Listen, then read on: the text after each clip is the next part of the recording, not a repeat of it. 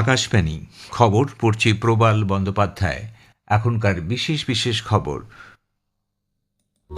প্রধানমন্ত্রী নরেন্দ্র মোদী আজ গুজরাট সফরে যাচ্ছেন। 3 দিনের এই সফরকালে শ্রী মোদী সোমনাথ স্বাভিমান পর্ব সহ বিভিন্ন অনুষ্ঠানে যোগ দেবেন। সংসদের বাজেট অধিবেশন শুরু হবে আগামী 28 জানুয়ারি, চলবে 2রা এপ্রিল পর্যন্ত। বিকশিত ভারত ইয়ং লিডার্স ডায়ালগ 2026-এর দ্বিতীয় সংস্করণ গতকাল নতুন দিল্লির ভারত মণ্ডপমে শুরু হয়েছে। বাংলাদেশ ন্যাশনালিস্ট পার্টি বিএনপি তারিক রহমানকে দলের চেয়ারপারসন নিয়োগ করেছে।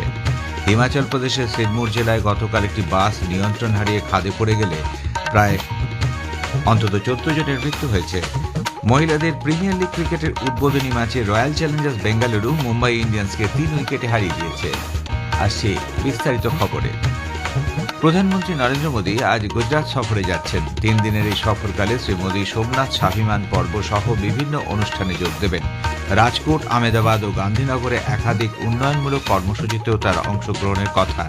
উল্লেখ্য, সোমনাথ মন্দিরের সহনশীল প্রতিমূর্তিকে বিশ্বের দরবারে তুলে ধরতে গীর সোমনাথ জেলার উপকূলবর্তী শহর ভেরাওয়ালে বৃহস্পতিবার শুরু হয়েছে এই সোমনাথ স্বাভিমান পর্ব। 1026 খ্রিস্টাব্দে গজনীর মাহমুদ সোমনাথ মন্দিরের ওপরে প্রথম হামলা চালান।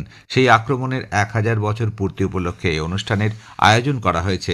আকাশবাণীর সংবাদদাতা জানাচ্ছেন, প্রধানমন্ত্রী আজ বিকেলে সোমনাথে পৌঁছে সেখানে ওমকার মন্ত্র উচ্চারণে অংশ নেবেন। সোমনাথ মন্দিরের ড্রোন শো প্রত্যক্ষ করবেন তিনি। আগামীকাল শ্রী মোদী শৌর্যযাত্রায় অংশ নেবেন। যে সমস্ত বীর সেনানী সোমনাথ মন্দিরের রক্ষায় নিজেদের জীবন উৎসর্গ করেছেন, এই পদযাত্রায় তাদের প্রতি শ্রদ্ধা জানানো হবে। এছাড়া প্রধানমন্ত্রী সোমনাথ স্বাভিমান পর্ব উপলক্ষে এক অনুষ্ঠানে যোগদান এবং মন্দির দর্শন ও পুজোতে অংশ নেবেন। ওদিন বিকেলেই প্রধানমন্ত্রী যাবেন রাজকোটে। সংসদের বাজেট অধিবেশন শুরু হবে আগামী 28 জানুয়ারি, চলবে 2রা এপ্রিল পর্যন্ত।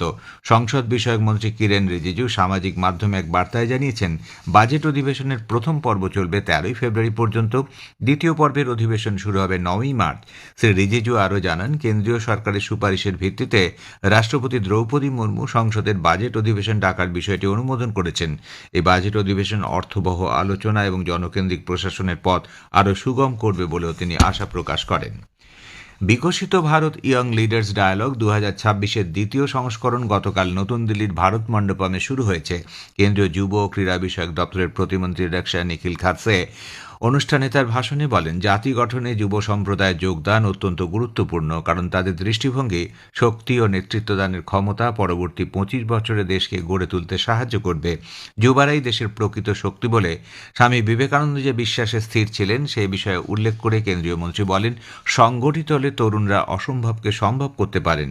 মাই ভারত উদ্যোগের সূচনাকে স্বাগত জানিয়ে তিনি বলেন, 2 কোটিরও বেশি যুবা দেশের বিভিন্ন প্রান্ত থেকে এই পোর্টালে ইতিমধ্যে নাম নথিভুক্ত করেছেন। मैं सभी युवाओं से यही विनती करना चाहूंगी कि आप ये प्लेटफॉर्म पे आके रजिस्टर कीजिए। आपको काफ़ी चीज़ें यहाँ पे सीखने को मिलेगी, आपके इनपुट्स सरकार तक आएंगे, क्योंकि राष्ट्र निर्माण के लिए आपकी भूमिका काफ़ी महत्वपूर्ण रहने वाली है। और जब आप लोग सब राष्ट्र निर्माण के लिए एक साथ जुड़ेंगे, तो मुझे लगता है कि आज का युवा इस देश में परिवर्तन ला सकता है और इस देश को विकसित बना सकता है। কেন্দ্রীয় শিক্ষামন্ত্রী ধর্মেন্দ্র প্রধান বলেছেন, প্রধানমন্ত্রী নরেন্দ্র মোদী 2047 সালের মধ্যে ভারতকে বিকশিত ভারতে রূপান্তরিত স্বপ্ন তখনই বাস্তব হতে পারে যখন দেশের প্রতিটি শিশু গুণগত শিক্ষার সুযোগ পাবে। তিনি গতকাল নতুন দিল্লিতে সমগ্র শিক্ষা 3.0 শীর্ষক একদিনের আলোচনা সভায় বক্তব্য রাখার সময় একথা বলেন। দ্বাদশ শ্রেণী পর্যন্ত 100% ভর্তির উপর গুরুত্ব দিয়ে শ্রী প্রধান শিক্ষা প্রতিষ্ঠানে অনুপস্থিতির হার কমানো, শিক্ষার মান বৃদ্ধি, গুণগত মানের খাবার প্রদান, শিক্ষক সংখ্যা বৃদ্ধির বিষয়ে জোর দিতে বলেন। মন্ত্রী আরও বলেন, জাতীয় শিক্ষানীতি 2020 বাস্তবের 5 বছর পর দেশ জাতীয় উন্নয়নের লক্ষ্যে সামঞ্জস্যপূর্ণ শিক্ষাগত সংস্কারের এক নতুন পর্যায়ে প্রবেশ করেছে। প্রতিরক্ষামন্ত্রী রাজনাথ সিং বলেছেন, প্রতিরক্ষা উৎপাদনের ক্ষেত্রে দেশ ক্রমশ আত্মনির্ভর হয়ে উঠছে। উত্তরপ্রদেশে তার সংসদীয় আসন লখনৌয়ের সরোজিনীনগরে এক অনুষ্ঠানে তিনি বলেন, বিগত 10 বছরে দেশ যে পরিশ্রম করেছে তার সুফল এখন পাওয়া যাচ্ছে। প্রতিরক্ষা রপ্তানিও বেড়েছে বেশ কয়েক গুণ। যা আগে 1000 কোটি টাকা ছিল, বর্তমানে তা বেড়ে দাঁড়িয়েছে 1.5 লক্ষ কোটিতে। भारत का डिफेंस सेक्टर अब पूर्ण रूप से आत्मनिर्भर होने की दिशा में तेजी से कदम आगे बढ़ा चुका है। पिछले 10 वर्षों में हम लोगों ने जो मेहनत की है, उसका परिणाम अब दिखाई देने लगा है। पहले डोमेस्टिक डिफेंस प्रोडक्शन लगभग 2014 तक 46,000 करोड़ यानी केवल 46,000 करोड़ रुपए होता था और आज मुझे कहते हुए प्रसन्नता हो रही है कि आज हम 1.5 लाख करोड़ 1.51 लाख करोड़ से अधिक का डिफेंस प्रोडक्शन भारत की धरती पर कर रहे हैं। তথ্য সম্প্রচার মন্ত্রী অশ্বিনী বৈষ্ণব বলেছেন, প্রসার ভারতীর ওয়েব প্ল্যাটফর্ম বিশ্বব্যাপী স্বীকৃতি লাভের পাশাপাশি 5,000 কোটি টাকার আন্তর্জাতিক ব্যবসা করেছে। কন্টেন্ট নির্মাতাদের উৎসাহিত করতে ডিডি নিউজ ক্রিয়েটার্স কর্নার নামে একটি নতুন প্ল্যাটফর্মের সূচনা করে শ্রী বৈষ্ণব বলেন, ক্রিয়েটার অর্থনীতির লক্ষ্যে সরকার 1 কোটি যুবাদের কাছে পৌঁছানোর লক্ষ্য স্থির করেছে।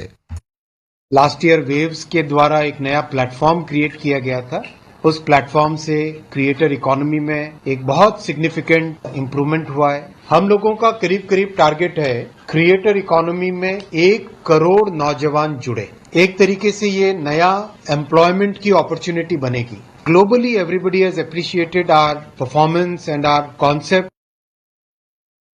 Chief of defence staff general Anil Chauhan বলেছেন, অপারেশন সিন্দুরের পর পাকিস্তান সামরিক ও সাংবিধানিক পুনর্গঠনের কাজ দ্রুত শুরু করেছে।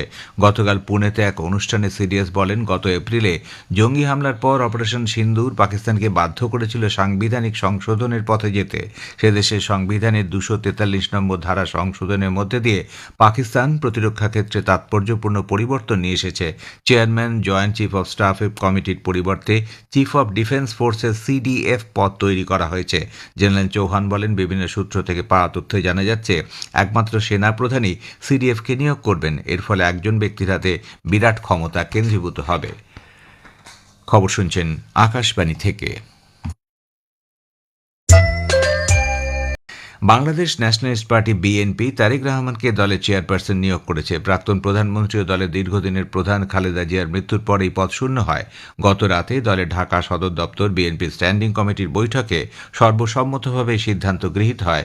বৈঠকের পর বিএনপির সাধারণ সম্পাদক মির্জা ফখরুল ইসলাম আলমগীর বলেন, তারেক রহমান 2018 সালের পর থেকে দলের কার্যনির্বাহী চেয়ারম্যান হিসেবে কাজ চালাচ্ছিলেন। এখন আনুষ্ঠানিকভাবে তাকে চেয়ারপারসনের দায়িত্ব দেওয়া হলো। বিদেশ মন্ত্রকের মুখপাত্র রণধীর জয়সওয়াল বাংলাদেশে সংখ্যালঘুদের বিষয়ে এক প্রশ্নের উত্তরে বলেছেন, এ ধরনের সাম্প্রদায়িক হিংসা কড়া হাতে মোকাবিলার প্রয়োজন। লাগাতার সংখ্যালঘুদের অত্যাচারের পাশাপাশি তাদের বাড়িঘর দোকানপাটের উপর হামলা চালানো হচ্ছে, যা অত্যন্ত উদ্বেগজনক।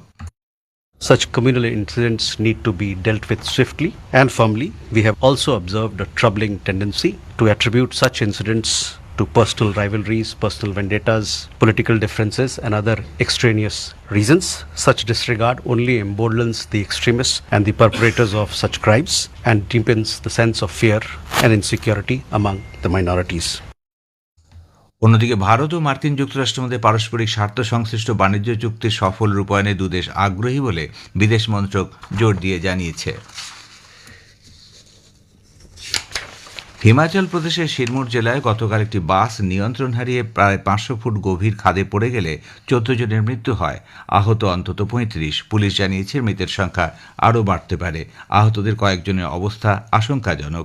সিমলা থেকে রাজগড় হয়ে কুব্বি যাওয়ার পথে হরিভরতুর গ্রামে এই দুর্ঘটনা ঘটে। রাষ্ট্রপতি, উপরাষ্ট্রপতি এবং প্রধানমন্ত্রী এই দুর্ঘটনায় গভীর শোক প্রকাশ করেছেন।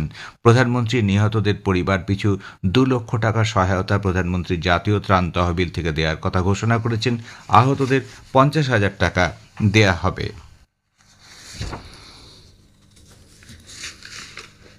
নতুন দিল্লি বিশ্ব বইমেলা 2026 আজ ভারত মণ্ডপমে শুরু হচ্ছে। 9 দিন ব্যাপী 53তম এই বইমেলায় 35টিরও বেশি দেশের 1000-এরও বেশি প্রকাশক অংশ নেবেন।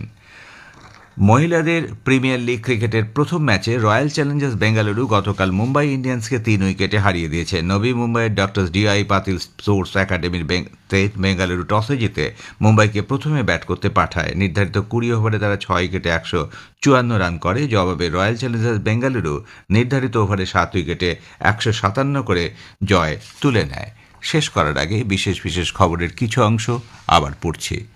প্রধানমন্ত্রী নরেন্দ্র মোদী আজ গুজরাট সফরে যাচ্ছেন। 3 দিনের এই সফরকালে শ্রী মোদী সোমনাথ স্বাভিমান পর্ব সহ বিভিন্ন অনুষ্ঠানে যোগ দেবেন।